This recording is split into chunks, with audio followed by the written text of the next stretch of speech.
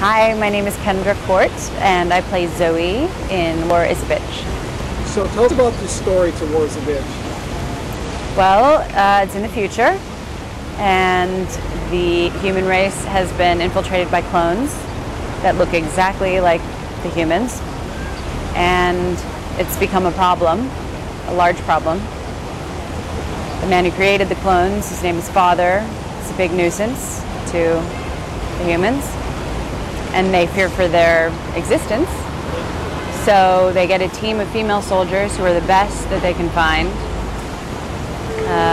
And this team of soldiers has a very specific mission to complete, to accomplish in order to save the human race.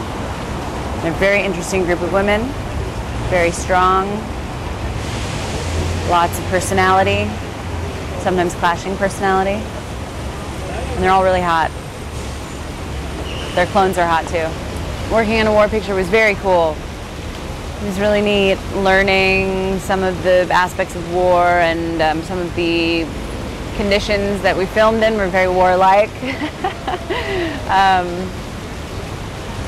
caused me, and I think the other girls, to really act from a different place, from a different part of our, the depths of our acting abilities. It was enlightening, certainly.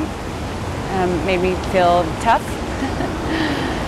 It forced me to become sort of tough, and made me also feel really sympathetic to the soldiers that have to go to war and have to be in those conditions, because if I had trouble with it for 4 days, then it must be really, really, really tough. And I don't want to be drafted, please. What's your character of Zoe? Zoe is the captain of the group of women, the team. She is very serious. She's very intent on accomplishing the mission. She likes her group a lot, but she can't show too much emotion toward them because she has to remain the captain and the authority figure. But she cares a lot about the girls, and she really doesn't want any of them to get hurt, and she wants them all to succeed. And she has a past, certainly, that is a mystery a bit, and it comes out, I think, in her sort of putting up a wall to anything that's too emotional. But I think that what makes this moment in time that the film takes place in different from the rest of Zoe's career as a captain and in the military is that she is forced with a situation that is causing her to wrestle with her emotions, and they start to sort of show themselves in different ways, and there comes a point when she can't really keep a lid on it, and she lets the emotions flow, and I think it's good. It's a good. To prepare for the role of Zoe, I did lots of push-ups and pull-ups, and I watched war films with women in them.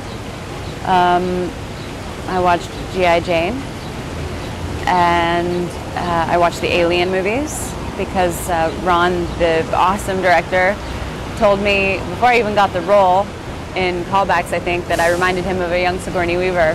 So I thought that that was pertinent. I should probably watch those movies. So I watched the Alien movies. Working with the other members of the cast was wonderful. The girls were terrific. They were super nice. They were super funny.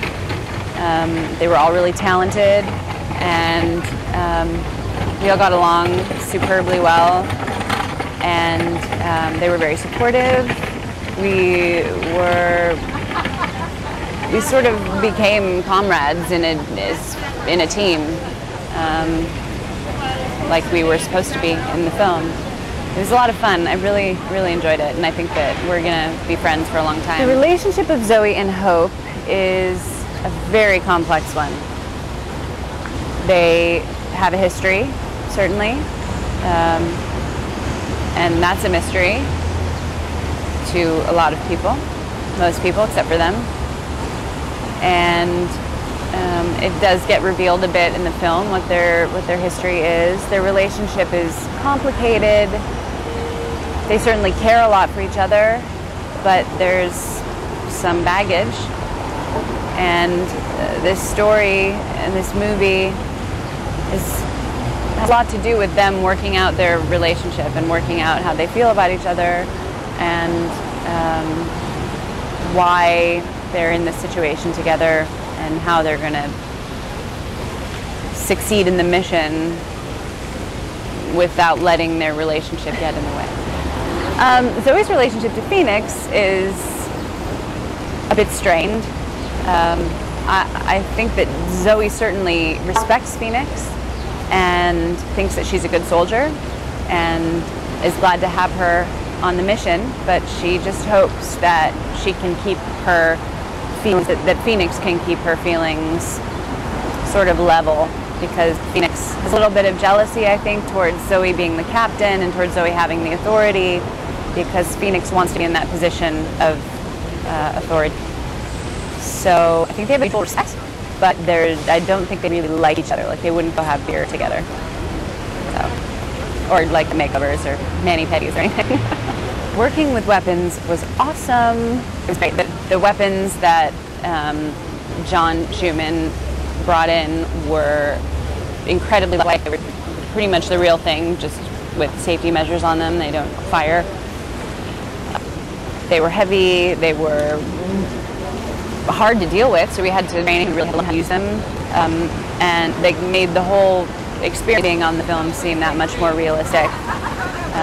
It was really wonderful, and I'm really glad that I had the experience learning how to use weapons, real weapons, and have that skill. So, what I hope the audiences take away from this film is that women are incredibly capable of accomplishing the same military tasks that men are. Hope that they take away that clones are scary, and you shouldn't trust anyone that you know, because they could possibly be a clone, and you won't really know, and they might not even know. So I just want people to be careful when they go into the future, into the dark, mysterious future, and just beware that the clones are out there and they are scary and they could hurt you. They could even kill you.